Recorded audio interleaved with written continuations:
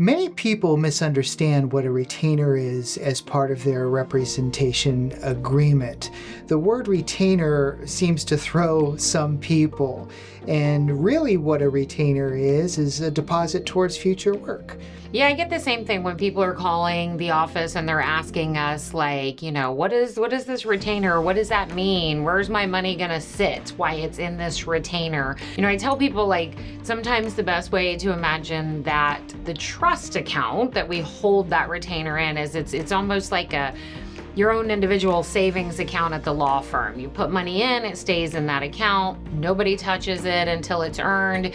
You'll get invoices that will show you exactly how your retainer is being used on a monthly basis. And then they kind of, understand a little better that, like, okay, so I'm basically just prepaying you a certain amount of money that you're gonna work my case off of for a while. What I usually tell people is, you give us some money, that's your retainer deposit. We're putting it into a trust account with your name assigned to it. And when we generate it, when we do work for you and we generate an invoice, we're going to take money out of that retainer. And so you'll see that, there was so much work that we did and it cost X amount of dollars. Right. And this is how much is left in your retainer, so they know where they stand during their case. Right. And what's important to remember about a retainer too is it's not a flat fee. Sometimes there's a misconception that I've paid whatever amount of money and that's all it's going to cost me throughout the entirety of my case. And that's not the case. This flat fee is much different than holding a retainer in trust for us to work off of as we're going through your case.